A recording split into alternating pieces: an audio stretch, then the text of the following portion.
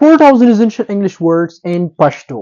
شاید تاسو زموږ په دې چینل کې د 4000 انګلیسي ضروري او اساسي لغاتو په اړه باندې نورې ویډیوګانې هم کتلې وي او که دې لا نه وي کتلې نو همدا اوس ته کولی شئ زموږ په همدې ویډیو کې د 4000 انګلیسي لغات پوره پلی لیست وګورئ. صحیح ده، کولی شئ تاسو په ډېر اسانۍ سره د 4000 لغاتو لړۍ په همدې چینل کې موږ سره پیل کړئ. نن به موږ تاسو په دې ویډیو کې د 4000 لغاتو څخه نهم پلی لیست یعنی نهم ورډ لیست چې په هر ورډ لیست کې 20 لغات دي او نن موږ تاسو ته نهم ورډ لیست څخه 10 لغات په 10 مهمو جملو کې کارولي لغات چې واقعا ډیر تاسو کولی شئ له دې سره انګلیسي ته رشد ورکړئ دا مو کارول دي. او له یاده مه باسئ مخکې له دې چې موږ لاړ شو درس شروع کړو له تاسو لپاره زه یو ډېره خوشخبري لرم. ډېره خوشخبري ده انشاءالله چې زه تاسو ته په همدغه ویډیو کې تر پایه پورې د دې خوشخبري په اړه باندې هم معلومات درکوم.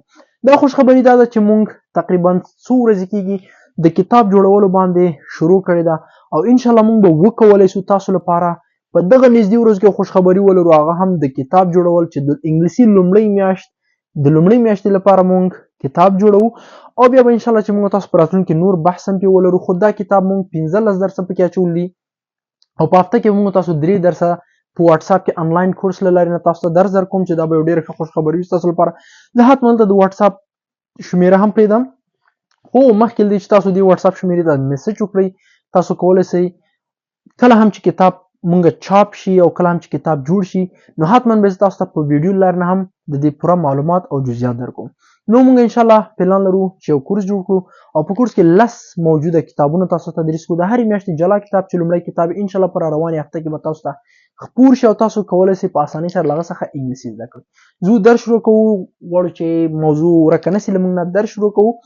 بیا هم کوم کسان چې نوي دي چینل کولی تاسو فقط کافي دی یو چینل سبسکرایب کړئ تر څو موږ لا تشویق سو مخ ته حرکت وکړو. زه شروع کوم 4000 words څخه نن نهم لغات ورډ لیست ده. نمبر 1 against څه شی سو against ویلی سي خلاف. صحیح سو په مثال کې why everyone is against me ولی هر څوک زما وای خلاف دی. صحیح سو یا مثلا ته احمد is against me احمد زما خلاف ده. نو why everyone is against me ولی هر یو زما خلاف ده وای. صحیح سو نمبر 2 دویم لغات لرو موږ تاسو beach په انګلیش کې ویلی سي سمندر غاړه. د سمندر غاړه کوم خلک چې هغه ځایونو کې کینی تفریح او د هر څه دپاره نو هغه ته موږ تاسو ویلی سو بیچ. صحیح سو په مثال کې I built a sand castle on the beach. I built معنا ما جوړ کړه a sand castle یعنی د شګو قلعه. شګې مو لیدلي که نه د دغو شګو قلعه ښیي. نو سینډ شګې او castle ویلی سي قلعه ته. صحیح سو یو حویلي په شان. I built a sand castle on the beach وای ما د سمندر په غاړه کې د شګو قلعه جوړه کړه. صحیح سو نو دلته دوه لغات نور هم سو سینډ او کیسل. نمبر 3 ډیمیج ویلی سي نقصان ته. صحیح سو یا مثلا که تاسو فکر وکړئ یو تلیفون ولویږي لاندې. صحیح سو له لاسه مو ولویږي لاندې نو هغه تلیفون چې څومره زیان خرابېږي هغه ته موږ تاسو وایي ډیمیج یعنی د ډیمیج ویې لیدلی ده دې ضربه لیدلې خراب شوی ده نقصان یې لیدلی ده. نو ډیمیج معنا نقصان په اصل کې ویلی سو. مثلا his car was badly damaged in the accident د هغه موټر ډیر بد نقصان لیدلی وو په حادثه کې یعنی په هغه اکسیډنټ ټکر کې حادثه کې ډیر بد نقصان لیدلی یعنی ډیر زوبل شوی خراب شوی مطلب. نو his car was badly damaged ډیر بد ضربه نقصان لیدلی in the accident ویلی سي چې شته ټکر ته یا هم پیښې ته. صحیح سو دې ته اکسیډنټ ویلی سي. کله هم چې دوه موټرونه یو له بل سره ټکر وکړي دې ته اکسیډنټ وایي. او ډیمیج سو نقصان نو د هغه موټر وایي ډېر بد نقصان او زیان لیدلی و په هغه اکسیډنټ کې. نمبر 4 ډسکور ویلی سي کشفول. صحیح سو یا هم لاسته راوړل. مثلا که موږ تاسو وایي که نه پلانکی سیز اول چا کشف که موټر چا کشف کول جوړ کړ یعنی اختراع یې که که نه نو ډسکور سو کشف کول. دلته موږ تاسو رسو who discovered the cell یعنی چا حجره کشف کړې وه. سیل په انګلیش کې ویلی سي حجرې ته که نه که چا بیولوژي ویلی ساید په هغه باندې پوه شي.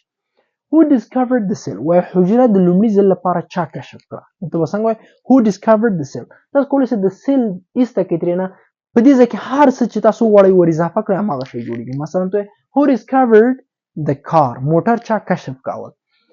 who discovered the cell حجره چا کشف کړه. Number 5 emotion ویل سي احساسات. صحیح سو. مثلا هر انسان په ژوند کې احساسات لري.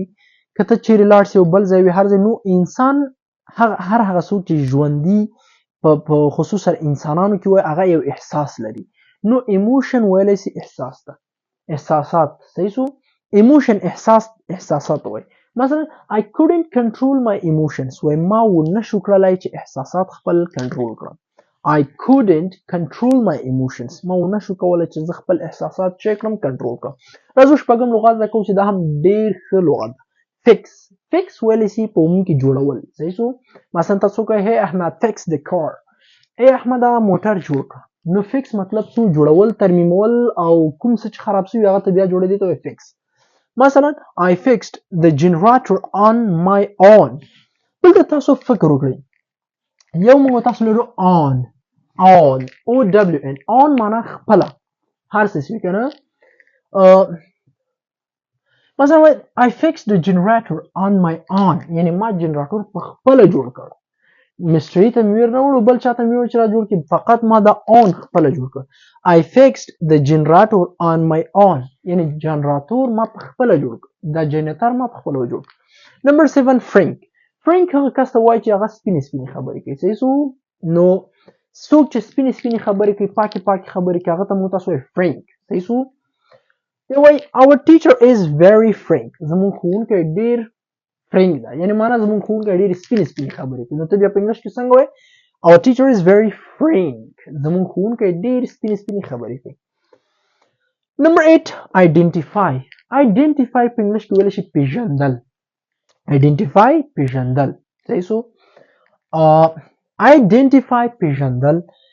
if I show you the picture کچېرې وای شرطیه غونډه جمله ده. if I show you the picture کچېرې زه تاسو وښیم تصویر. if I show you the picture کچېرې زه تاسو تصویر وښیم will you identify him آیا ته به هغه وپېژنې.